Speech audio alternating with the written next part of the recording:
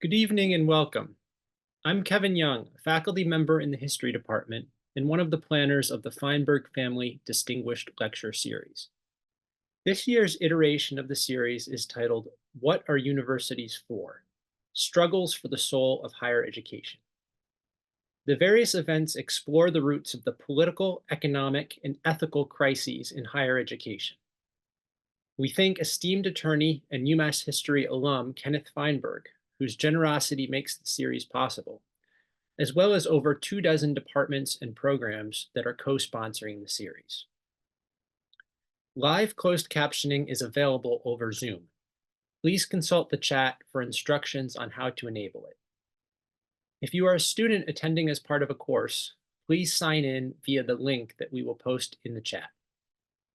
And to everyone in attendance, please send us your questions for the speakers throughout the event.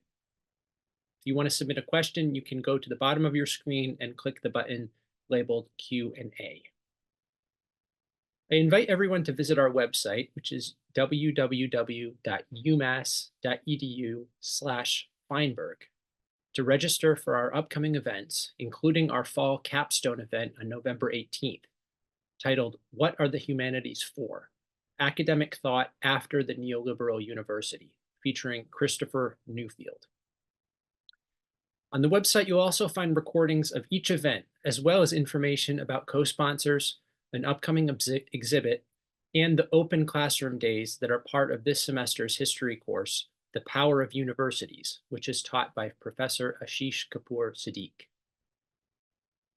Before going any further, I would like to acknowledge that UMass Amherst is located on the unceded homelands of the Pocumtuck Nation on the land of the Norwottuck community. Given this year's focus on the role of higher education in society, we might use this occasion to reflect on our university's contributions to Indigenous land dispossession, as well as to the carbon pollution, war, and other forms of violence that continue to kill, impoverish, and make refugees of Indigenous and non-Indigenous communities around the world. We might also recognize the university's enormous capacity to help solve these problems. The series is an invitation to us all to reflect on these questions and to get involved in collective movements for justice and repair. Tonight's panel is titled The Academic Labor Movement Now. Our moderator, Cedric de Leon, and our two panelists, Joe Barry and Diana Vallera, will discuss labor organizing in higher education. They'll contextualize the movement historically while analyzing some of the challenges and opportunities facing educators, staff, and student workers on US campuses today. Now, with US Election Day happening tomorrow, today may seem an inconvenient date for this event. Yet the timing is actually quite appropriate for at least two reasons. First, the spread of austerity and precarious labor in higher education are long-term trends, as are their flip sides, creeping privatization and the proliferation of highly paid administrators. The relevance of tonight's discussion is therefore not contingent upon the election outcome. Although one of the possible outcomes is certainly more ominous than the other, what we know for certain is that the need for labor organizing will remain urgent regardless of the outcome. A second reason why tonight's timing is appropriate is that fascism will remain a major threat regardless of who wins tomorrow. Historically, the labor movement has been central in struggles for democracy and against fascism. Today, there is simply no way to neutralize the mass appeal of a movement like Trumpism that does not entail expanding and revitalizing unions and other working class organizations. Only then do we stand a chance of successfully confronting fascism and the other urgent problems that humanity faces. Our moderator this evening is Cedric de Leon. Cedric is professor of sociology and labor studies at the University of Massachusetts Amherst. He has published 5 books and is finishing a new book under contract at University of California Press about independent Black labor organizations in the United States between 1917 and 1963. He writes on race, labor, and party politics, and teaches courses in social theory, political sociology, organizing, and U.S. labor history. From 2018 to 2022, Cedric directed the UMass Amherst Labor Center, the country's premier worker side graduate program in labor studies. He was the first person of color to do so. Prior to becoming an academic, he was an elected leader and staff organizer in the U.S. labor movement. So I'll now turn it over to Cedric de Leon. Thank you, Kevin, and welcome to tonight's panel, The Academic Labor Movement Now. I am no stranger to the academic labor movement. From 1998 to 2004, I was active in the Graduate Employees Organization, AFT Local 3550, at the University of Michigan, and served as local union president between 2000 and 2002. While a member and elected leader in GEO, I also helped to organize graduate workers at Michigan State, the University of Illinois Urbana-Champaign, and the University of Pennsylvania. After graduating from the doctoral program in sociology at Michigan, I became lead organizer for the Lecturers Employee Organization, AFT Local 6244, from 2004 to 2007, which represented adjunct lecturers at the University of Michigan in Ann Arbor, Dearborn, and Flint. Though John Curtis and Patty Mullally were the staff organizers for the election campaign, I was the union's first organizer after certification. I worked closely with Bonnie Halloran, Ian Robinson, and Kirsten Harold, all of whom became presidents of LEO over the ensuing 20 years. After over a decade in the professoriate at non-unionized private colleges and universities, I once again became a union member at UMass Amherst in 2018, where the faculty and librarians are represented by the Massachusetts Teachers Association and NEA. I was director of the Labor Center between 2018 and 2022, and have been active rank and file member ever since. My union autobiography reflects the wider trends in the academic labor movement, which has become ever more anchored in casualized and lower paid academic workers. To get a sense of these trends, I compared the 1976 and the most recent reports of the National Center for the Study of Collective Bargaining in Higher Education and the Professions. The top line numbers by themselves are impressive. In 1976, there were 218 union contracts in higher education. Today, there are 902.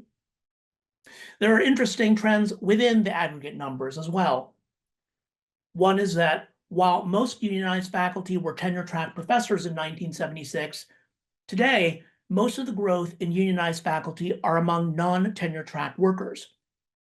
For example, from 2012 to 2024, the number of unionized faculty grew by 7.5%, but 83.4% of these were non-tenure track.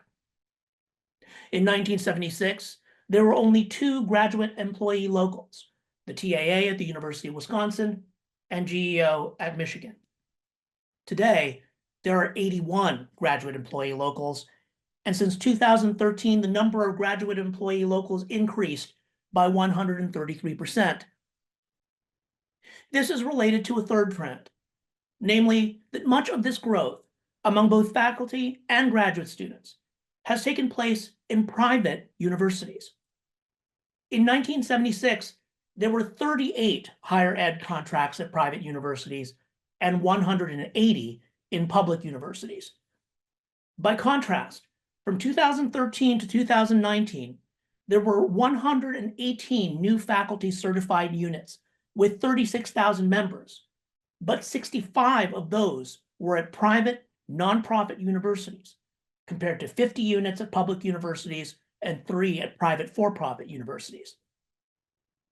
Next, whereas 3/4 of all higher ed workers in 1976 were represented by the National Education Association and the American Federation of Teachers, in the last 10 years, a new player has entered the field. The Service Employees International Union, SEIU, which mainly represents healthcare, security, and building services workers in the private sector, has organized the most private nonprofit units since 2013.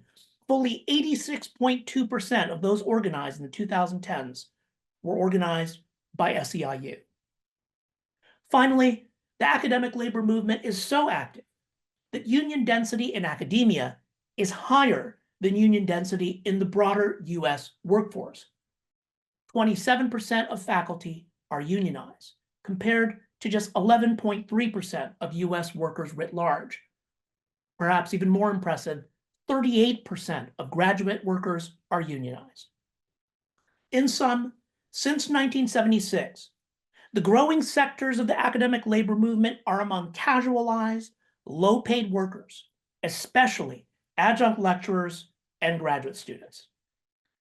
There is some movement now toward organizing undergraduate workers. Moreover, whereas the movement was predominant in public universities in the late 20th century, it is now gaining traction in private universities to such an extent that private sector unions, especially SEIU and the UAW, have come to eclipse teachers' unions in the representation, especially of graduate workers. Here to help us make sense of these trends, and also to give us an intimate look at organizing on the ground, are our panelists. Joe Barry is the author of Reclaiming the Ivory Tower, Organizing Adjuncts to Change Higher Education, and the co-author with Helena Worthen of Power Despite Precarity, Strategies for the Contingent Faculty Movement in Higher Education. He taught mostly as a contingent in history and labor studies in California, Illinois, Iowa, and Pennsylvania, as well as in Vietnam, and was a member, leader, and staffer in unions affiliated with AFT, AAUP, NEA, SEIU, and the IWW. In retirement, he remains active with Higher Education Labor United, Coalition of Contingent Academic Labor, and his own local union, AFT 2121, at City College, San Francisco. Diana Vallera is contingent faculty in the photography department at Columbia College Chicago, CCC. As president of CCC Faculty Union CFAC, Local 6602, IFT, AFT, AFL-CIO, Diana served as chief negotiator and in 2023 led the longest part-time faculty strike in US history, 49 days. Vallera serves as AAUP conference secretary, has presented on numerous panels concerning collective bargaining, AAUP, DEI, and women in leadership, and authored the chapter on collective bargaining and organizing in Fight Academic Repression and Neoliberal Education. Diana's union work centers on bridging AAUP and union principles and the values of diversity, equity, and belonging. Please join me in welcoming Joe and Diana. Before we begin, I would just like to remind those of you in the audience that you may submit your questions for the panelists by hitting the button that says Q&A at the bottom of the screen. Joe, take it away. Thank you very much, Cedric, for that very full and well-contextualized introduction. The faculty labor movement in the United States is actually quite old. It is not synonymous with the higher ed labor movement, though. The faculty labor movement actually began with a few years after the founding of the AFT, shortly after 1900, and the first local, it didn't last too long, was at Howard University, which is interesting and significant. Of course, Howard being the premier historically Black university in Washington, D.C. It was also a part of what Helena and I call in our book Power Despite Precarity, the first of the four great transitions of higher education in the United States, which was the standardization of higher education sparked by the Carnegie institution, the Carnegie Foundation, that standardized, where we get TIA CREF indirectly, where we get the credit unit system and the 16-week semester, et cetera. And that standardization and also created a national pool for faculty, really. That standardization was needed in contradiction to the needs of the capital, basically, of rising big business who needed a larger pool of educated people and college-educated people, and therefore was also a need for people to teach in those institutions. We argued that the second great transition in higher education was the expansion that took place partly through the 20th century, but especially after World War II with the GI Bill and the Truman Commission, where for a period of time we had community colleges opening one a week in the United States. Tremendous expansion and some change in the workforce, with some people, not a majority, now coming for the first time from a working class background, getting higher education through the GI Bill, and then entering the faculty labor pool. There was also a tremendous expansion in higher ed in all ways. So that included not just academic labor, but the rest of the staff of colleges and universities. I try and press the idea that higher education is not synonymous with the university, quote unquote. That most of higher education, in fact, does not take place in universities, but takes place in four-year colleges and community colleges. And even though that's not where most of the publicity goes. The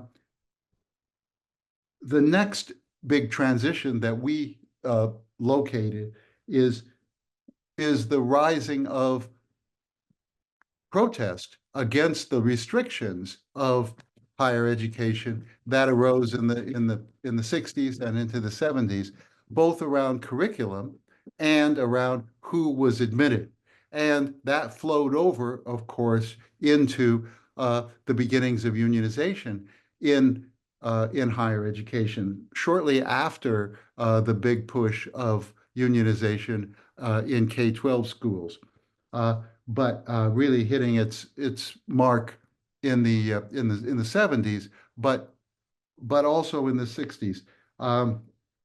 Starting. In fact, the one link there is the first signed higher ed academic graduate contract was at UC Berkeley on the heels of the free speech movement. That contract and that union did not survive because there was no law supporting it. And so once the movement receded, the university just withdrew recognition and threw the contract in the garbage. And so the oldest continuous grad union is the union at Michigan, but the first one was at Berkeley, and sparked by that broader movement, which had a big effect on changing the faculty labor pool. We would argue that was the fourth transition really is what we call the neoliberal contraction that began in the 70s with the attempt to really commodify everything about higher education and turn students into either products to be sold to employers or customers to be marketed to as if they were as if education was a complete commodity rather than training and mentoring for democratic citizenship, which was what the Truman Commission said was the purposes of education and of the growth of community colleges and all the federal money for that. That was the first on the list, was critical education for citizenship, not job training or personal upward mobility or any of that. So those are historical facts that have sort of been forgotten about by some, and we think it's important to bring that back into the discussion. And we are arguing that there's a fifth transition that is now taking place with the progressive bankruptcy of neoliberalism through its own contradictions in many ways, and its application within the universities. And higher education generally, both with regard to education and research and the service functions that higher education is supposed to provide to the society as a whole. And we argue that we can shape it, but only collectively. The neoliberal transition in higher education raised four problems for managers, all those who had a budget to manage, all middle and lower level managers. They had a need for greater flexibility because of the varying student population now, more adults coming back, veterans, women out of bad marriages as a result of the women's movement, demands for access by first the debt to the Black movement, but then other minority groups and the disabled and others. You know, the whole composition of a student body became more flexible. So the need for flexibility on an administrative level became greater. They wanted a just-in-time faculty to service this just-in-time student population, most of whom came in as part-timers. And this was answered partly by the casualization of the faculty. Their second problem that they faced was a loss of relative funding. And so you saw the desire to save money on labor by hiring people cheaper. Both in the private and the public sector, there was a funding crisis, from state funding to the profit crisis that resulted in fewer donations to the privates and a limit to what they could charge in tuition, although they definitely have raised tuition faster than inflation in most of this period since the 70s. The third problem that they faced was the rise of the faculty union movement and the union movement in general on campus.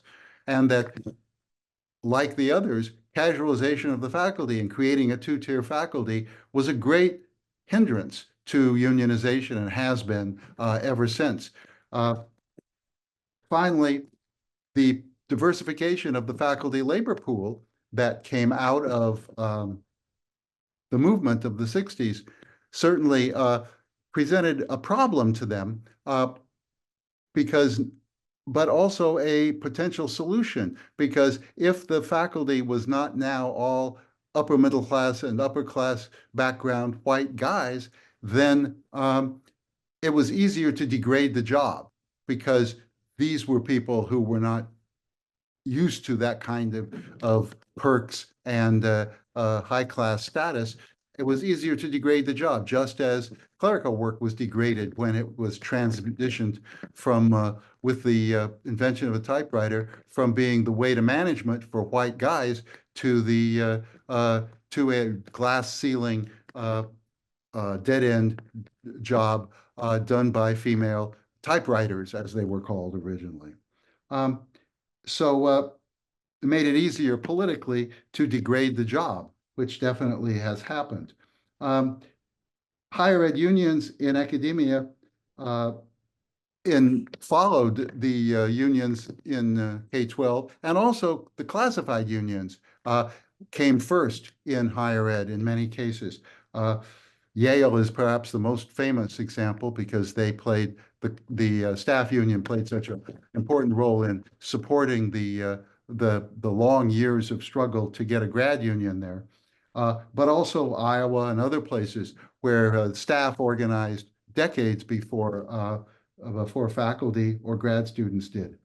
The yeshiva decision in 1980 hurt organizing in the private sector, because it declared private sector tenured and tenure-track faculty as managers, and therefore could not organize under the protection of the National Labor Relations Act. That has been mitigated somewhat by the Pacific Lutheran decision, but that's still under active litigation, as is the loophole in the National Labor Relations Act that allows so-called religious schools to escape the jurisdiction of the National Labor Relations Board.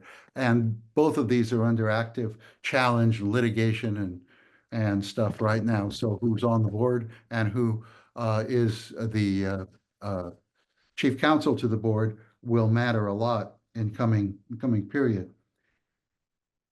The movement, which is what I want to end with, is the consolidation of the contingent faculty movement really began in the late 90s. Struggles had been going on as casualization had been taking place since the 70s, most especially and earliest in California. And in places with the biggest grad programs, as I mentioned before, Berkeley, Madison, Oregon, Michigan, et cetera. One of the distinctive things about the rise of the movement of contingent faculty and of grad students is the variety of unions, as Cedric mentioned. I would argue that the main reason for this, in my experience, and having been a part of this movement since the 80s, 70s really, is that in many cases, people began to organize themselves and then went union shopping and were rebuked by the traditional academic unions, AFT, NEA, and the AUP, which is now affiliated with AFT recently. And that then they went to who would take them, because on a dues unit union basis, it's more expensive to service, and there's no way that these low-paid workers can pay enough money in dues to support a traditional service operation for a union.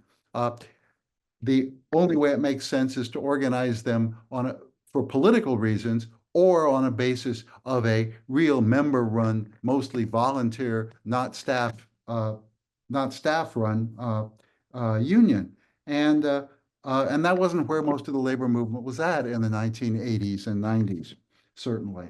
The yeshiva decision also discouraged that, because the people who could pay bigger dues then were excluded from the unions, and the major unions chose not to challenge the yeshiva decision during this period of time. That would have taken major resource investments, both politically and economically, over a long period of time, and they did not choose to do it.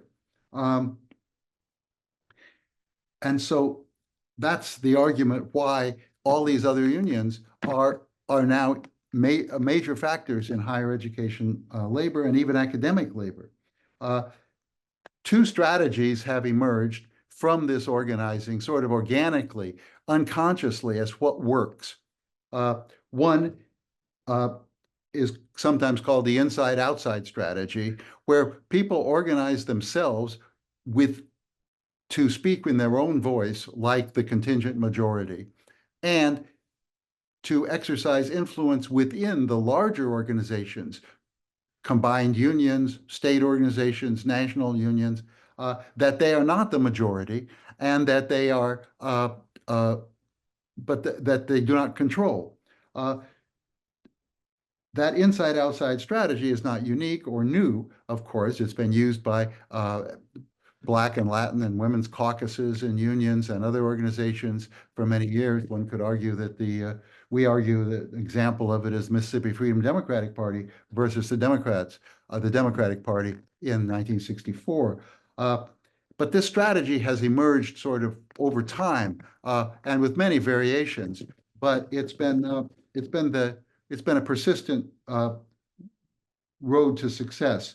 Another strategy that has emerged organically is what some people call the metro strategy. Since now the majority of faculty do not work full-time for one institution, certainly not for a career, the appropriate labor force and the appropriate organizing unit is really not the single institution anymore by itself, but rather the region within which people commute and work at multiple jobs and drop in and out of academia and work other jobs as well. That strategy, which had been, pioneered by the building trades, by entertainment unions, by longshore unions, by other unions where people work in multiple employers over a period of time, and that their loyalty is to the work, not to a particular employer. And so that metropolitan strategy has proven to be helpful in many cases, and that's been one of the bases on which SEIU is organized in the private sector contingent workforce. Starting in 2020 with the Bernie campaign and raising the issue of free college and forgiving student debt, and then the successful Biden election and the rising of the College for All bill and then Build Back Better. Out of that, and especially out of Scholars for a New Deal in Higher Education and the experience during COVID at Rutgers and in Oregon, in Portland, out of those experiences, the desire to push a labor focus within this potential now, what seemed to be a potential for some real changes in higher education, caused a group of folks to call a national Zoom meeting, which to their great surprise drew hundreds of people from dozens of local unions to talk about making a labor focus within this Build Back Better, higher college for all incentive. Of course, tactically, that wasn't successful. Build Back Better got cut back heavily, and College for All has not passed, although many things have happened at its local and state levels. But out of that response, people realized we need a higher ed labor movement. There are 13 unions in higher ed, and they don't speak with one voice. And we as higher ed workers are not the majority in any of those unions. I think 25% of us, 25% is the top now in UAW. And maybe comparable numbers maybe in the UE now. But we're not the center of any of them. We need to have a single voice to speak for higher ed at a national and also state levels that we don't have now, because these 13 national unions, none of them have either the capacity or the will to build a broad higher ed labor movement. And wall to wall and coast to coast, that's Higher Ed Labor United's slogan. And one of the recent things, and it has developed in these 2 years, just last May had its official founding convention, elected ongoing regular leadership, and is busily recruiting from its base of 50 local unions to be able to encompass, local unions, higher ed, wall to wall, coast to coast, of all these 13 national unions and independent unions that exist as well. Not just faculty, and not centering tenure-track full-time faculty who are not the majority of workers, but that we cannot win without having staff, blue collar, white collar, contingent majority faculty, graduate students who've been tremendously important in sparking activity on many campuses for a whole variety of reasons. We can't win without a broader higher ed labor movement. Nobody speaks to the auto industry without making at least a bow to the UAW. That hasn't happened in higher ed, and Higher Ed Labor United is an attempt to change that. I should say, full confession, that I'm a delegate from my local union, AFT 2121 in San Francisco, in retirement, to Higher Ed Labor United. And it's also the thinking behind it is a major factor in Helena and my book that happened to come out at just the same time that these meetings, these national summits that gave birth to HELU were starting in 2021. So with that, I went 30 seconds over. That's not too bad, and I will pass it over to my longtime colleague and comrade from Diana Vallera, the leader of the Adjunct Faculty Union at Columbia College Chicago, which I had the great pleasure to be a small part of their original organizing.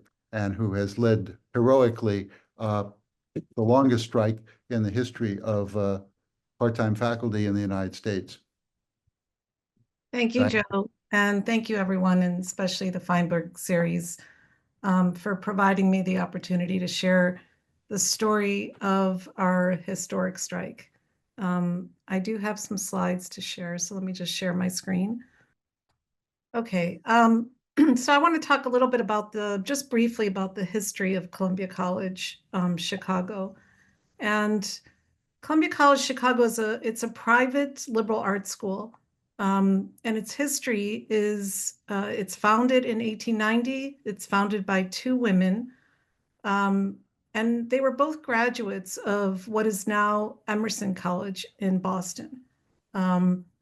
If we fast forward to Mike Alexandrov, who was the president in the 1960s, he's really the person who created what Columbia is known for today. It's a liberal arts college with a progressive social agenda. And he built Columbia into an urban institution that offered coursework that was taught by some of the most creative professionals in Chicago. In fact, there's so many things that make Columbia College Chicago unique. One of them is the fact that Columbia College was founded, and these creative professionals were 100% of the faculty. In fact, they were all part-time faculty at Columbia College. As introduced, we're part of local 6602, IFT, AFT, AFL-CIO. And our union was founded in 1998. It's one of the early part-time faculty unions in the country. We did change our name, I think, around 2015 from what was Part-Time Faculty Association at Columbia College, intentionally changing it to the Columbia Faculty Union, really moving towards this, what Joe and others have described as a need for this one voice, one faculty voice. And part of why I'm coming to you today is to tell our story of this longest part-time faculty strike in US history, 49 days. And I'm going to be sharing this story with you with the strike and linking it to this larger wave of unionization that's taking place. So I just want to start briefly with this part of an interview with Senator Bernie Sanders. All right, we now turn to a man who has spent his career advocating for the rights of workers, Vermont Senator Bernie Sanders. Last week, he showed up at a UAW rally in Detroit where he called for an end to corporate greed and for the rebuilding of America's middle class. I spoke with the independent senator earlier this week and asked him what's led to this recent resurgence of organized labor. Look, what's going on and what has gone on in this country over the last 50 years, 50 years, is really extraordinary. Today, the weekly wages of the average American worker, despite an explosion of technology over the last 50 years, is lower than it was 50 years ago. Meanwhile, almost all of the new wealth and income that we have seen over that period has gone to the top 1%.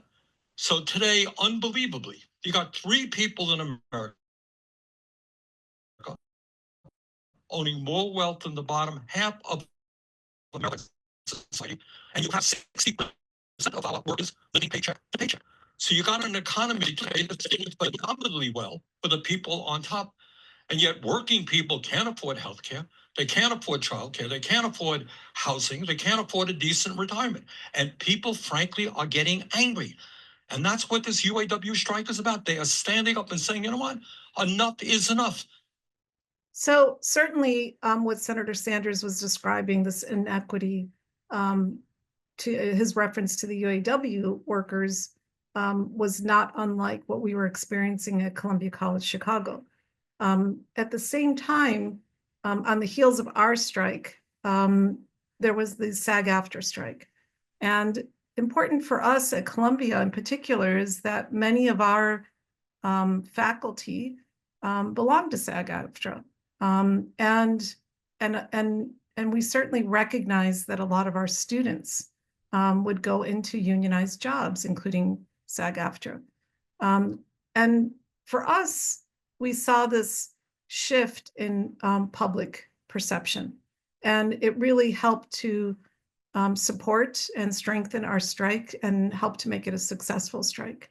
So I could share that, in my lifetime, I've seen this shift from a negative, public view of unions shifting to something that's positive and positive in many ways.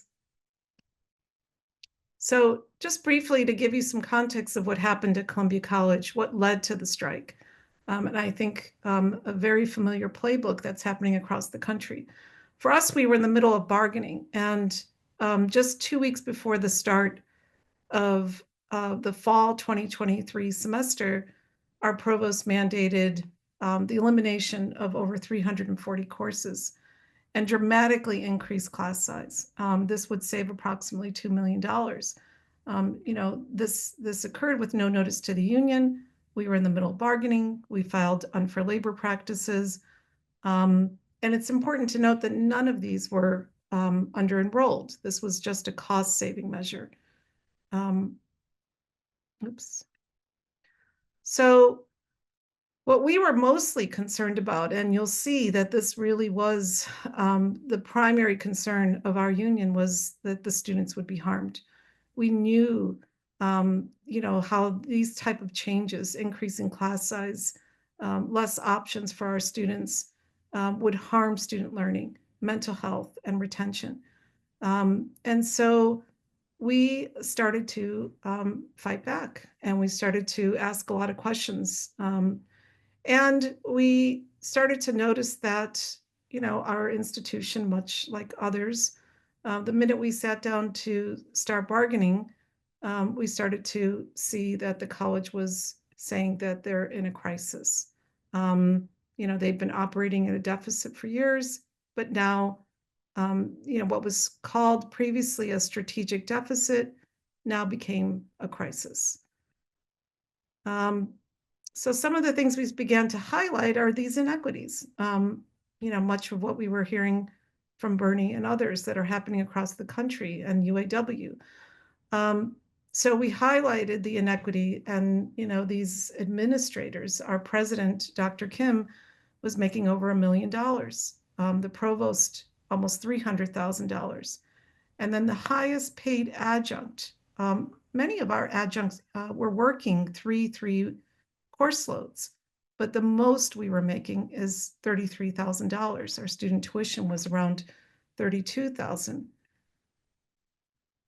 And so, we started to ask, how is this good business? And we started to publicly talk about these inequities. I think what was really shocking for us is when we found out that there was these bonuses going out to Dr. Kim during the pandemic of over $250,000 on top of the roughly $1 million salary, a mansion that he owned or that he lived in, and again, a part-time faculty member teaching one course would make about $5,000, a little over $5,000. And so we consulted with many people, and we started talking about, here's some ways that you can start saving money. We see this across the country where many of our institutions are using these outside consultants.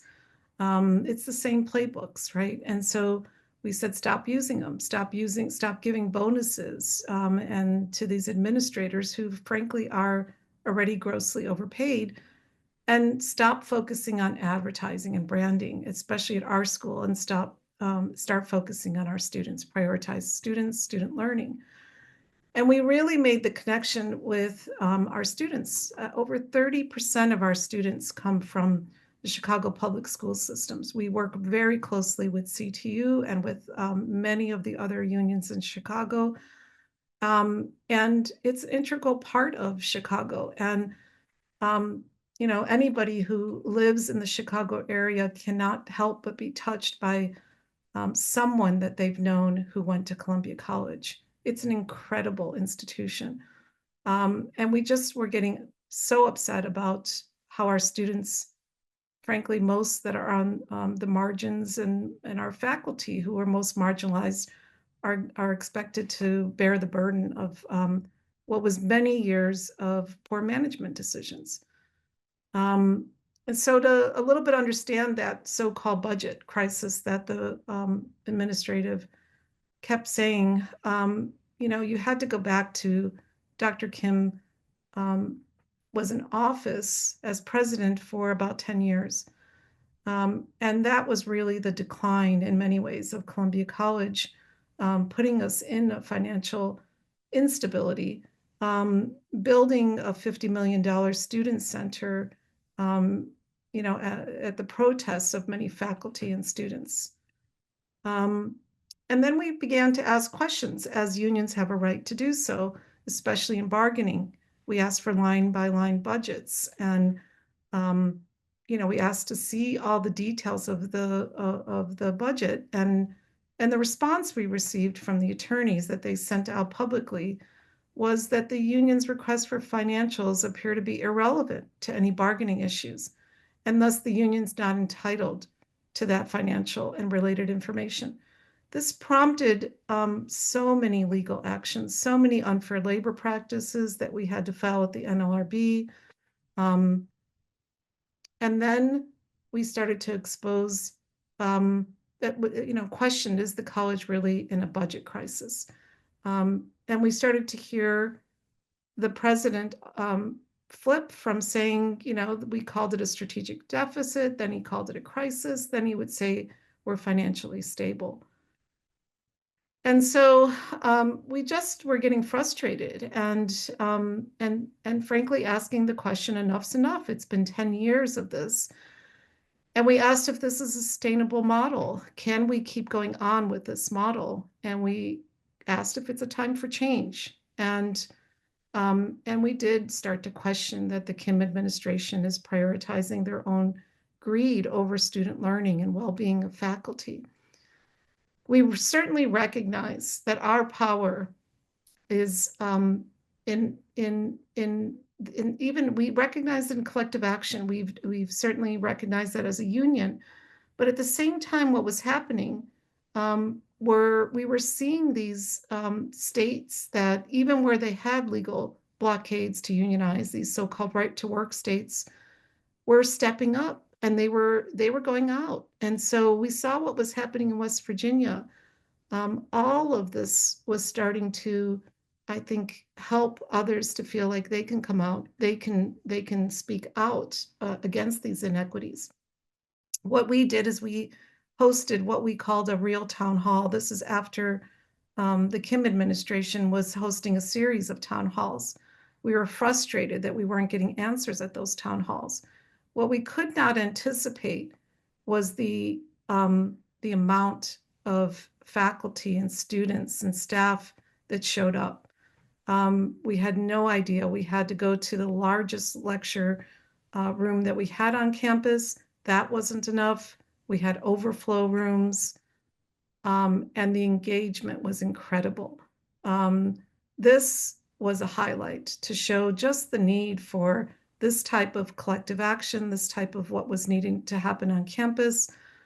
The students remained that day. We had video testimonials. We created signs. The very next day, we delivered demands that the students and the faculty created together.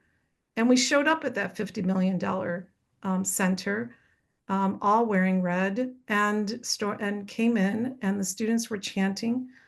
And they were aware that some of their parents and other parents of current students were there, and Dr. Kim was speaking to them. And so the students came in, and we all marched in, and the students read the demands and really took over that event. The parents started to get upset. They were engaged. They wanted to know answers about where the money's going and why are these salaries so large. And that really prompted a lot of conversations. At one point, I did go on the stage.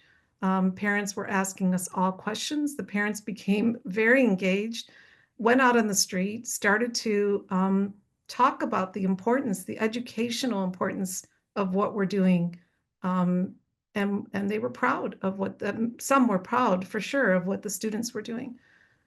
So what had happened is soon after that, 88% of our membership voted yes to strike. 81% was voter turnout. It was clear it was time to take action, and we went on strike just about a year ago. It was October 30th of last year. And we started to build signs with our students. We had T-shirts. We started as you know, we're an art school, and so we, our dance students, our dance faculty and students joined together, and it was important that during this resistance, during these struggles, that we had joy in what we did, and we certainly did that. We built community. It was not easy to sustain a 49-day strike. Especially with contingent faculty who frankly many work paycheck to paycheck without health insurance or benefits. But it was incredible, this community that many of which don't meet each other. We're meeting each other for the first time. And then we built a lot of support. We had support from our mayor, Brandon Johnson. We had support from a lot of state representatives. And then came this collective support from 16 City of Chicago aldermen, 8 state senators, 12 state representatives, and that was powerful. And then it just continued. Randy Weingarten, our national president, came, walked the picket line, engaged with our students. We had to hold a picket line across 13 different buildings for 49 days. It certainly was not easy. But we had the support. We're in Chicago. It is a union town. We were fortunate. We were working with CTU closely. We had an incredible attorney in Robert Block and so many of our unions that came out to help us. We worked closely with CJ Hawkins, Reverend CJ Hawkins from Arise Chicago, and so many others that helped us. We created a Zoom students parents that just gained in such popularity, where parents were grateful that we were being so transparent, and we allowed them. We opened it up and had every Sunday a Zoom meeting with them.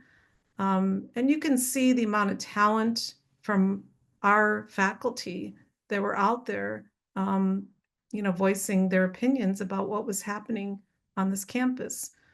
And all of this, we started to get national recognition. And, from part-time faculty, one of the things that we stood together on was the main issue, which it wasn't about money. Yes, we wanted to, earn a living wage and all the main issues, but it was really about our students. We needed to make sure that our students were getting the quality of education. We opened up bargaining. It was live streamed. Students came in and not only watched, but participated. We would have these kind of debriefs after bargaining. And it just kept expanding. And again, what they weren't telling us in bargaining was that we were fighting for the heart and soul, and that heart and soul was our students, that our students do matter, and that we wanted to provide them the best quality of education. And we knew that through unions, you can do that. Our unions did so many actions with our students. This was a student-led march from our campus to the president's mansion. I think it was about a 3-mile walk. And then we had the students did an art build, and they questioned, how could you have a mansion like this and not have enough money to pay for our education or for some of the services that we needed. And so We had a lot of publicity. The students spoke. A lot of other unions came out at every one of these rallies. You can see SEIU, Local One Healthcare was there, and so many others. And so finally, after 49 days, we reached a tentative agreement. And it shows again how our members stayed engaged throughout all of it. And here's the numbers of that vote. And so, some of the highlights of it was, the job security. So we talked about this, ending contingency, or I certainly, will say we need to end contingency, but we end contingency, in my opinion, through job security. And so job security was a big highlight of this contract, and it opens the door for guarantee of a percentage of teaching within a seniority system. And our focus, was making sure that, it's really without job security, you can't have academic freedom.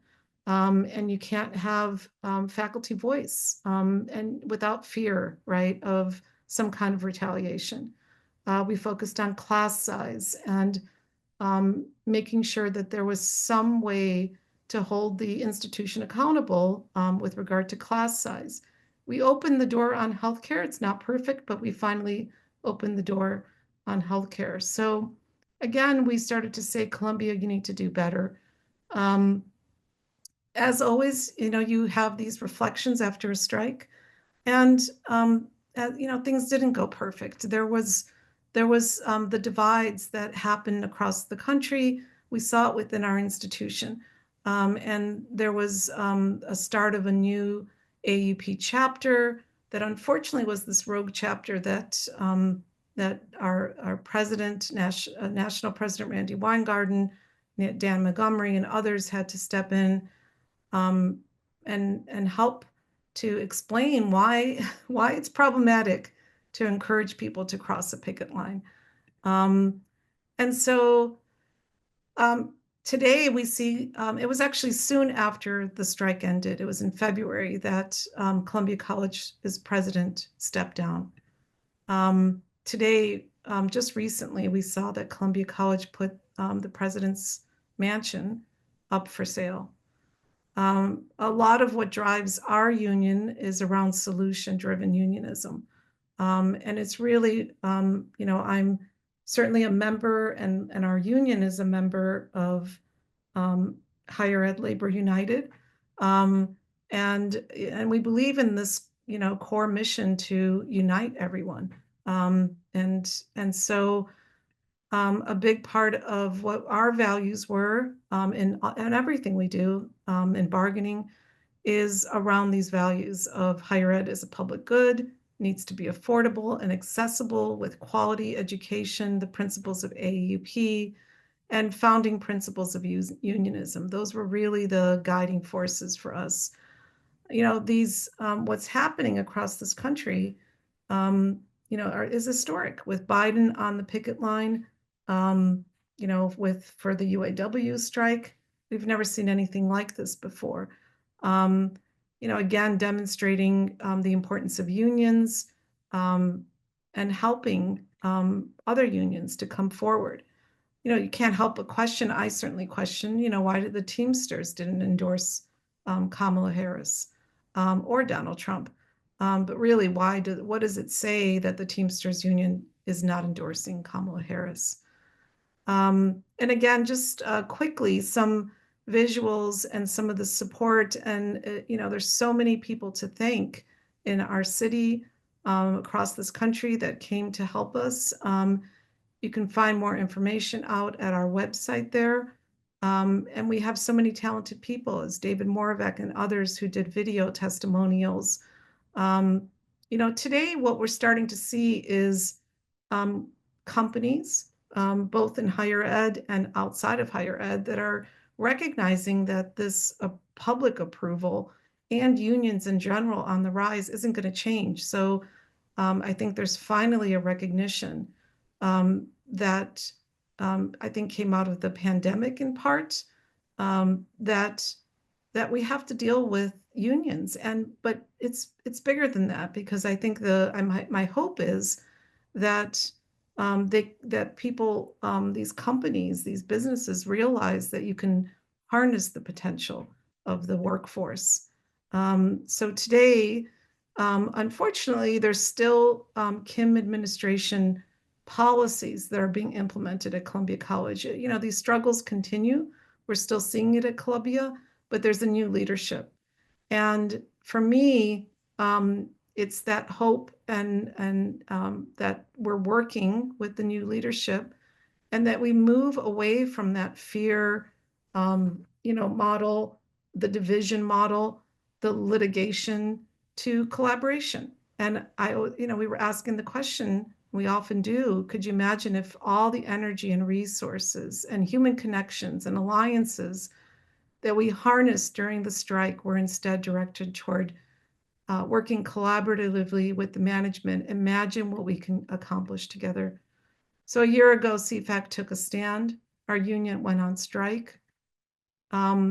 None of this would have been possible, and I couldn't possibly thank everyone, but certainly need to thank our Columbia College students for being so courageous, our CFAC union leadership, incredible, strike captains and stewards, and the dedication of our members sustaining a 49-day strike, and the many people in the Chicago area that have helped us.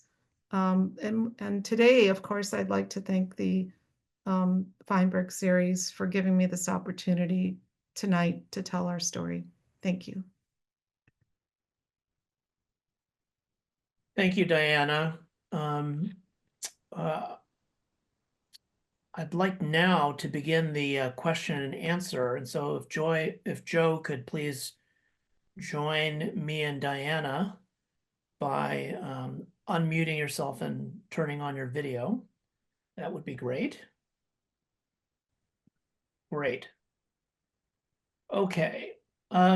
So the first question, and I'm going to put this in the chat for everyone, is, and this is not coming from me. This is coming from the audience members who have seen these talks.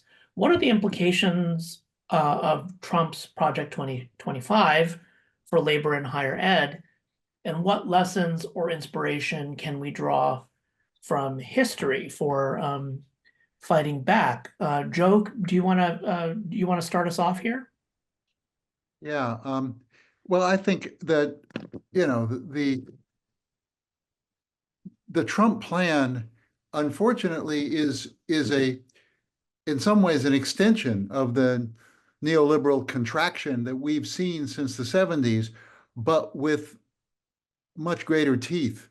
Whether you're looking at 2025 or various things that Trump has said, is very hostile to higher ed, and especially to higher ed as a public good, but to higher ed as an institution. Not that we shouldn't be critical of higher ed in many ways. If higher ed were perfect, we wouldn't need unions in it, of course. The so-called golden days of the 50s were not so golden if you weren't a white guy, and a white guy from at least the middle class. But the projection would be a shrinkage of higher ed, a privatization of it, focusing only on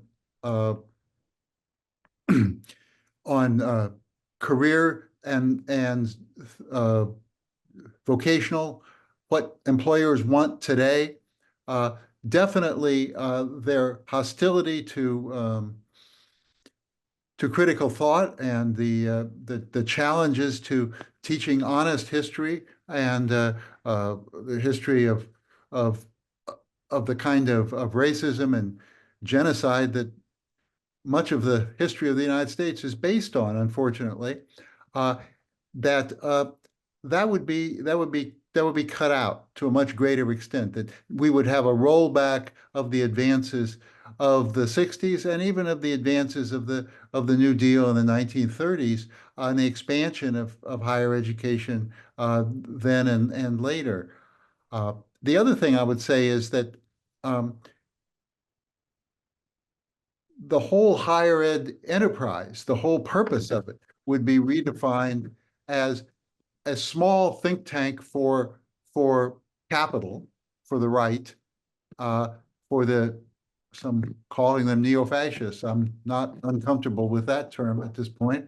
And the whole rest of higher ed would be very specifically focused to the needs of capital and the needs of the right political movement. And I think that, you know, it would be an institutional disaster. But what I would most like to say about that is the answer to this is not going to come from the top of higher ed.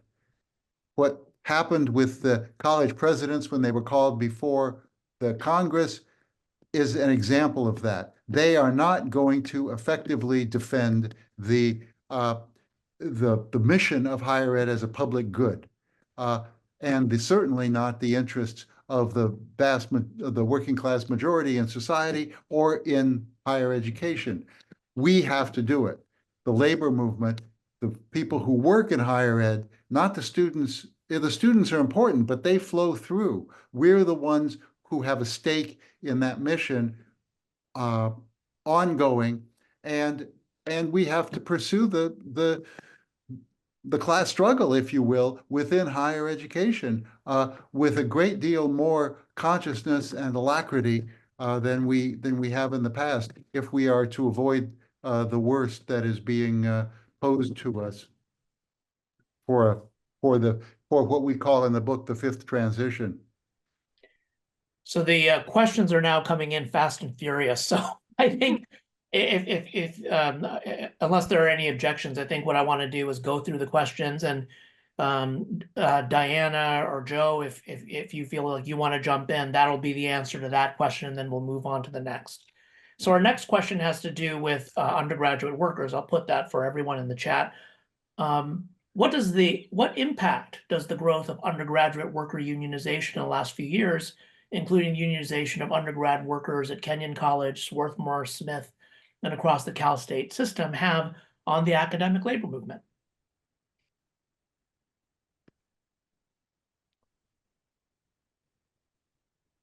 Any takers here?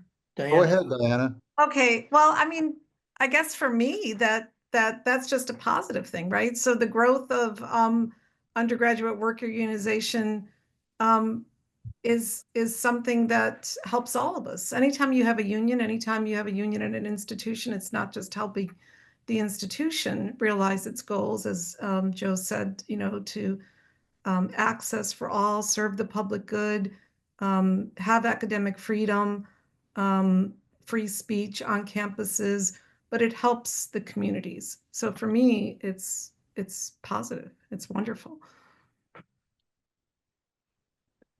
Yeah, and it's an expression of the new political economy of higher education, where most students are working or looking for jobs. That was not true in the 1960s. You know, when I was unusual in that I worked all the time as a student and every summer to go back to school. That was a minority of people.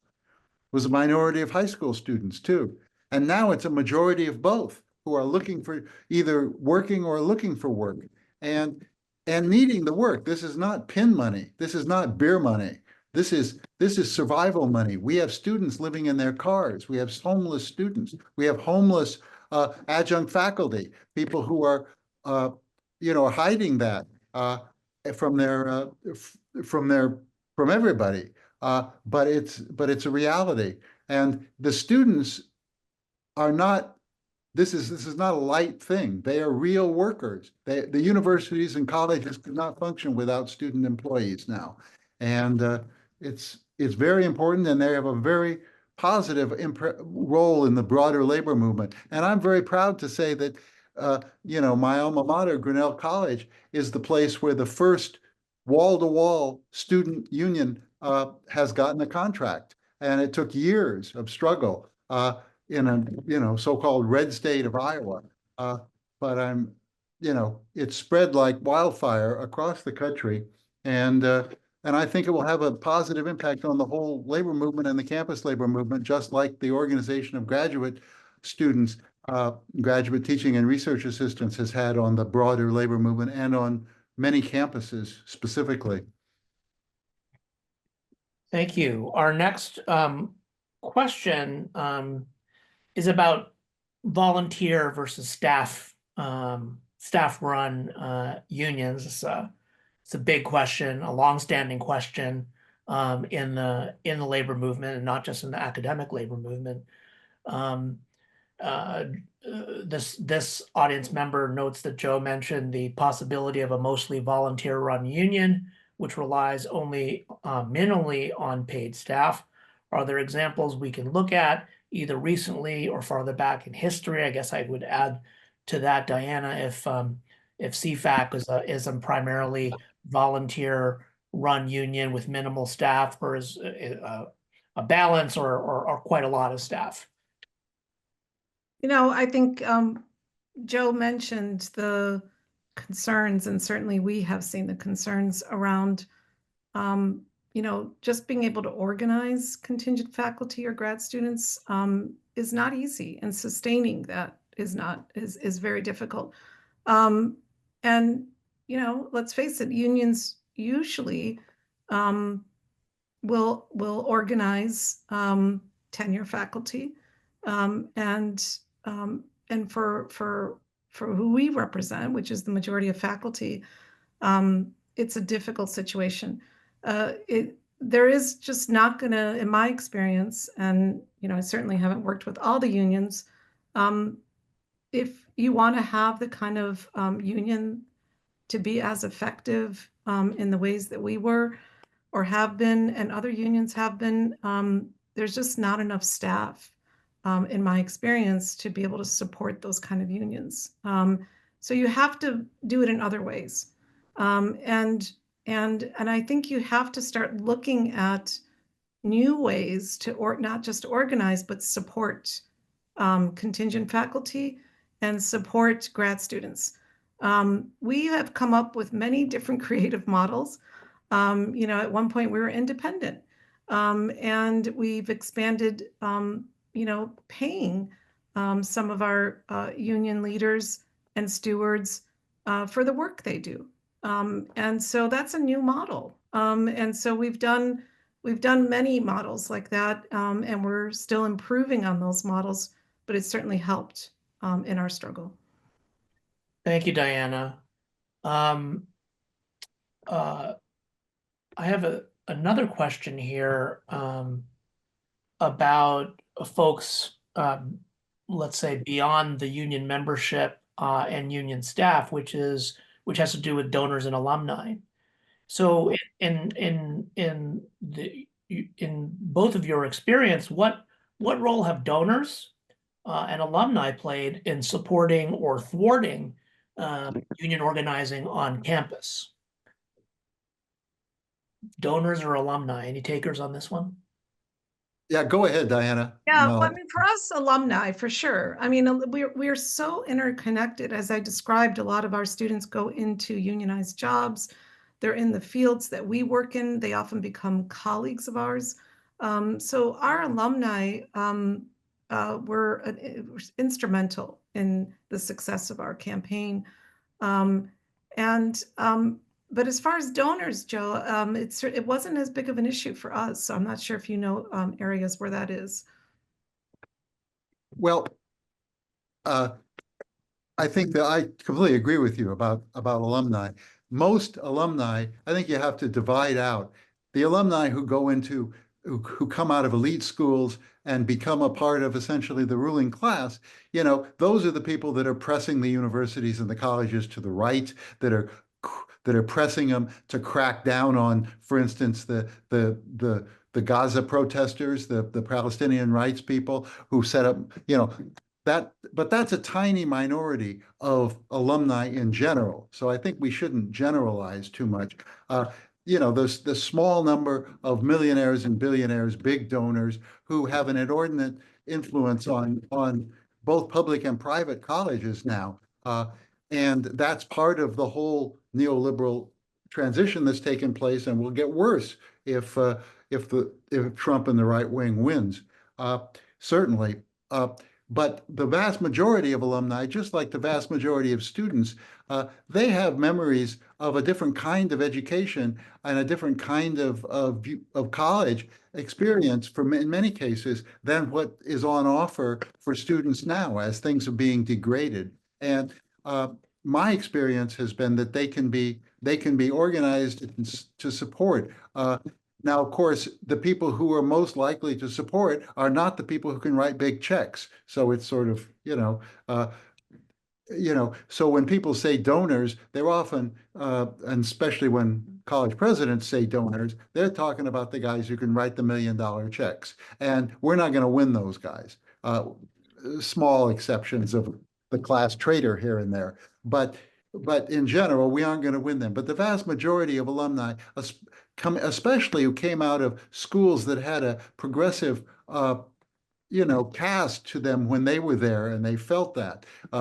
Columbia, Roosevelt in Chicago, other places, certainly Berkeley, and other places, that can be drawn on, but it's hard to organize. And of course, the university and colleges stand in the way of that because but there have been cases where people have been able to organize alumni in a progressive fashion to support stuff. We did a little bit of that as an alumni, trying to support the students organizing at Grinnell. I had a little personal experience with that. But the main thing I would say is alumni are not a single block. We have to draw the class line. Mm-hmm. Thank you. So we have a kind of a disciplinary question. I mean, higher ed is not just one, it's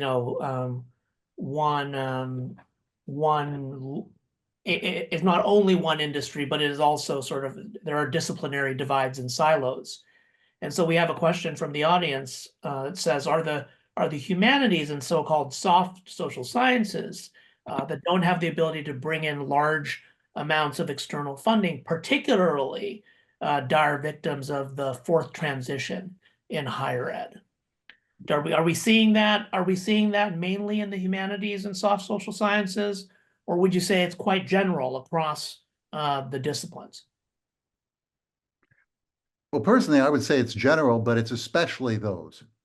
And you see it distorting all of higher ed, not just the classroom, but the services they get outsourced and cut back, except for those students who can pay. Used to be all students paid the same for room and board if they were in dorms. Now there's this whole tier system, and people can get luxury or they live in slums, and all run through the university in many cases.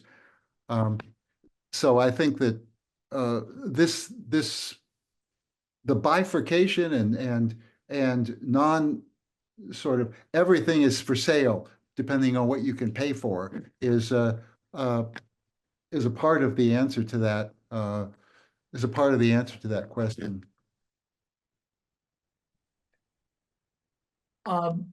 We have a question that I think is aimed at Diana, though. Joe, if you want to get in on it, that's fine. And it's this question: how can vibrant unions help to transform public consciousness?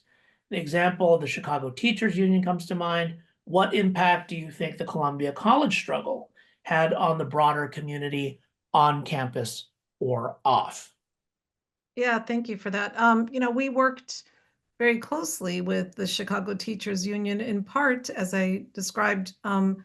We represented, many of our students come from the Chicago public school system, and a lot of the same issues that we had, that CTU have, we certainly have. We're in the same area. We're in Chicago. Our students come from a lot of those Black and brown communities in the Chicago area that are most on the margins. And again, what our union fought for and wanted to make sure that everybody understood is that those students, our students matter, that the success of the students was being able to have access to small classrooms, to the kind of education we were providing, and we showed the success that those students, that our students have, as long as that we could retain that quality of education. And that the minute you start to dismantle that, you're harming our students' ability. Students that frankly didn't have that kind of access, many of them. And we made that our public platform is to, there was a big reason why we were trying to retain the smaller class sizes, recognizing that our students work multiple jobs, that, really their parents many of them come from first generation working class families that are really have to make ends meet to just pay tuition. And we made it our top priority to give them the best quality of education. And I think that has resonated, aligned with CTU, and helped others, not just in Chicago, but hopefully outside of Chicago as well. Thank you, Diana. We have an interesting question here about status differences among faculty. Those don't exist, do they? No. Okay. In the two speakers' experience, do tenured and tenure-track faculty present obstacles to a united labor movement on college campuses?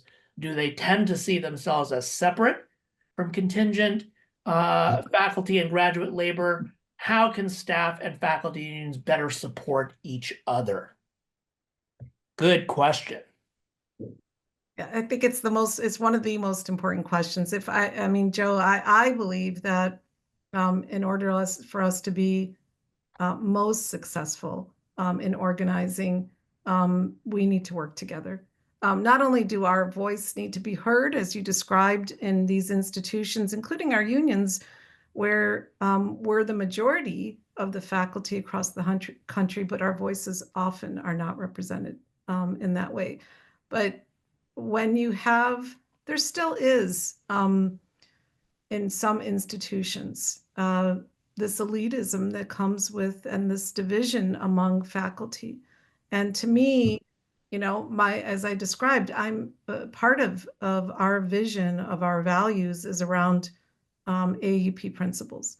And so if you believe in those principles that I think every faculty needs to have in order to have academic freedom, you have to have job security. You can call it tenure, but it's job security. And so we have to align and work together in order to realize our goals as an institution. The divisions only serve the administrators. And, so for me, it is one of the most important things. We have to work together. Wall-to-wall organizing, even if a tenure faculty can't organize, it's crucial that we work together. Joe, do you want to add to that? No, I agree with everything you said. And I think that it's coming. There was a time when the vast majority of tenure and tenure track faculty would not have agreed with any of this. And I think it's really coming, partly because some of the most conservative folks have retired, but also because the realities of the political economy, the tenured and tenure track faculty have had their position degraded as well, except for the few academic stars, and they're being tremendously overworked and progressively underpaid in the vast majority of cases, especially outside of the elite universities. And but even the majority there are now seeing themselves their positions being degraded and being forced to do more with less. And so I think that combining forces on a local level, the kinds of things that you see with campus labor coalitions, where sometimes there's 6 or 8 unions on a campus. I know you didn't mention that the staff have organized shortly after PFAC did it at Columbia. You didn't say anything about the role that they played in this strike. I hope it was positive. I don't know.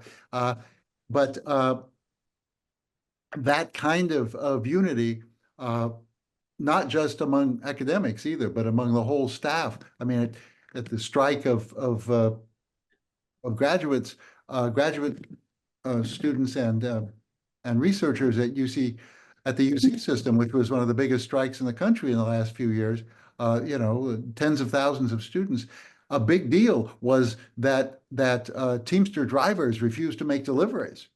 That was really, I mean, and the role of the Teamsters and deliveries have been extremely important throughout labor history in terms of helping other workers organize, because they're delivering important, essential stuff to workplaces. I have to step in here because we only have 3 minutes left, and I have to ask this explosive question. Here it is. Do you see a future for the tenure system, or will unions take on the roles traditionally performed by tenure? Let's end with that one. I don't separate them. As I said, I see the role of unions, enforcing what I say is job security is tenure. So it's really the same principles. And I think that is the strength. And to add to the previous question too is I can tell you that AFT, one of their pillars for their most recent higher ed campaign, I'm proud to say, coming from a lot of tenure faculty, is to end contingency, but end contingency through job security. So I just think, I don't care what you call it, tenure, job security. I mean, I know, look, I stand up for tenure, but I stand up in the same principles for all faculty. Yeah, I agree. And I would just add that the only way we're going to get enough public support to get job security for everybody is to not make ourselves seen as special. All workers need legitimate job security, should have security of employment after a reasonable probation, and free speech on and about their jobs.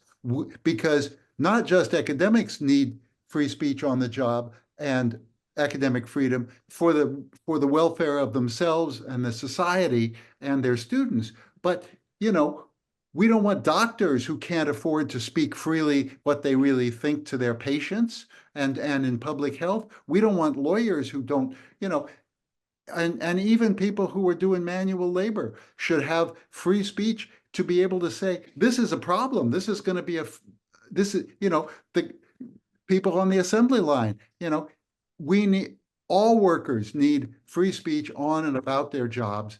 And that's something, if we don't appeal for it on an elitist basis, as unfortunately traditionally AAUP has, but we appeal to it on the basis that it should be workers' rights for all workers doing legitimate, honest, socially useful job, to have free speech on and about their jobs and job security to protect that after a reasonable and properly judged probationary.